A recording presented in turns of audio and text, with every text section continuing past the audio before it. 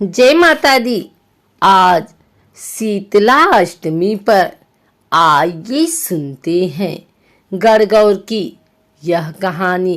गणगौर मुख्यतः राजस्थान में मनाया जाने वाला त्योहार है जो चैत्र माह की तीज को आता है। गणगौर का पूजन होली के दूसरे दिन चैत्र कृष्ण प्रतिपदा से लेकर चैत्र शुक्ल तेज तक होता है।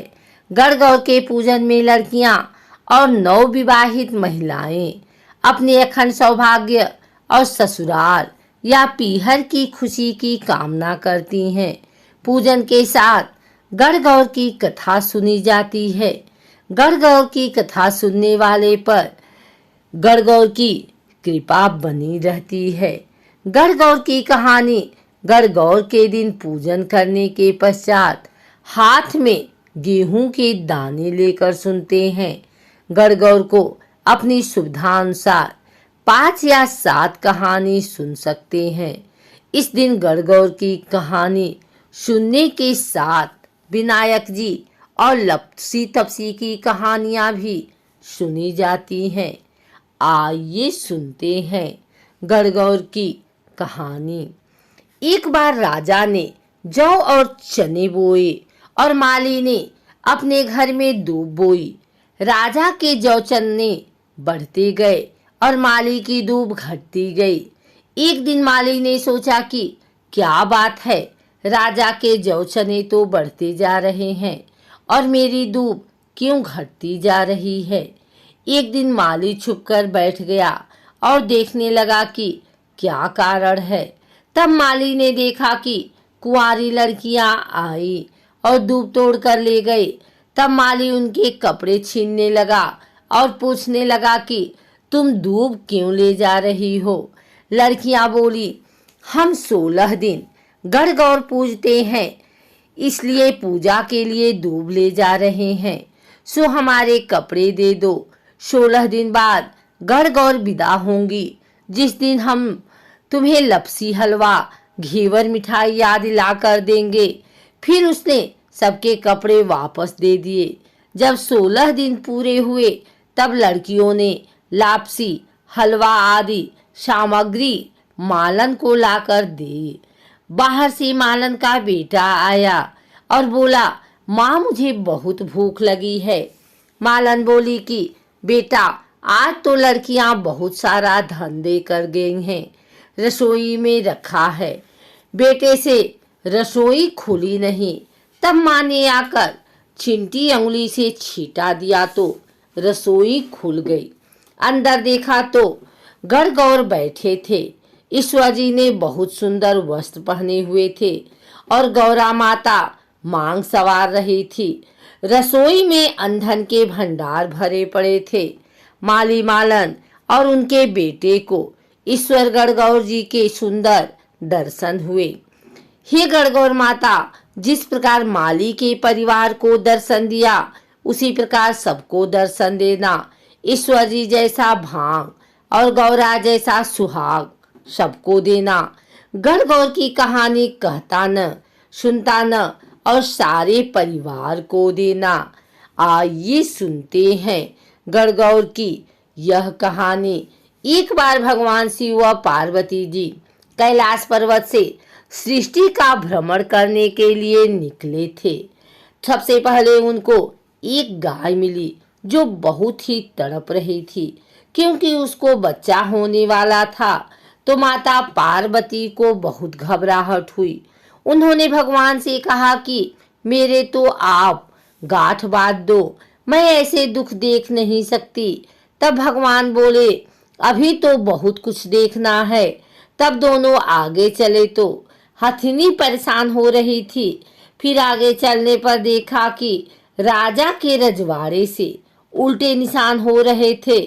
तब माता गौरा ने भगवान से पूछा कि ये क्या हो रहा है।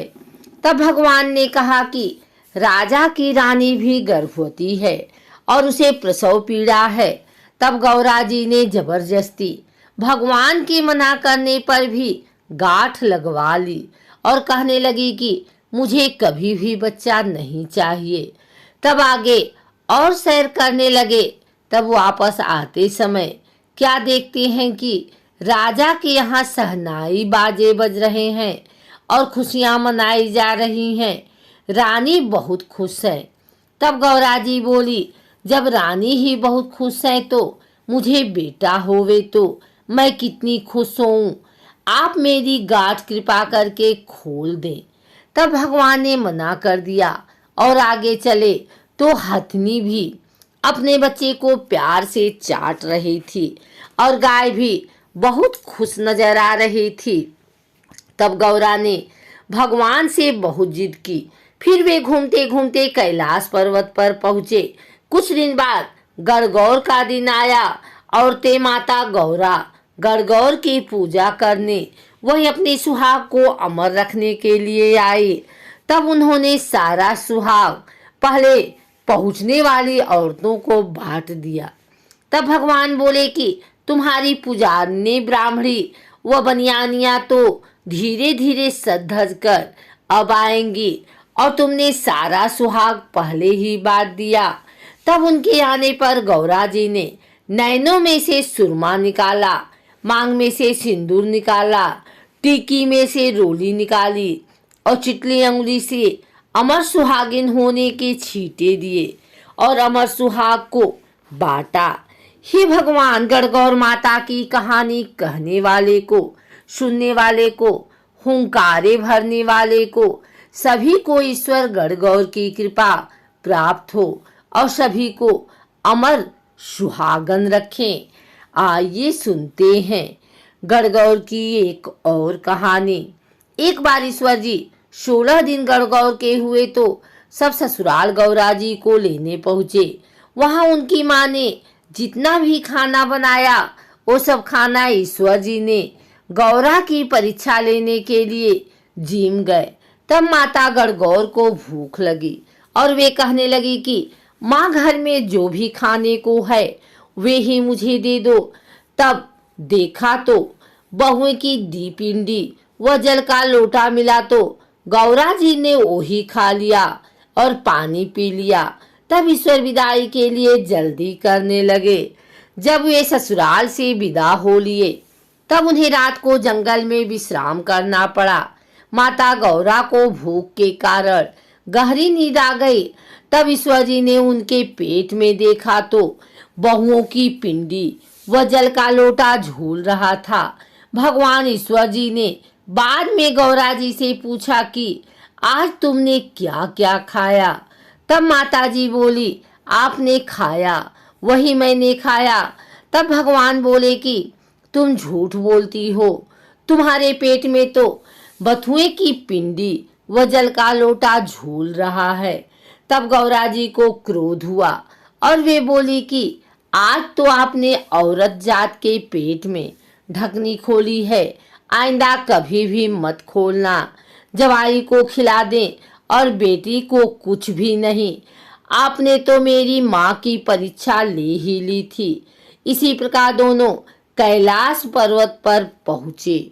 आशा है आपको गणगौर की कहानी पसंद आई होगी। अगर यह कहानी अच्छी लगी है तो हमारे चैनल को सब्सक्राइब करके बेल नोटिफिकेशन ऑल पर सेट कर लें ताकि आगे आने वाली वीडियो सबसे पहले आप तक पहुंच सके। धन्यवाद।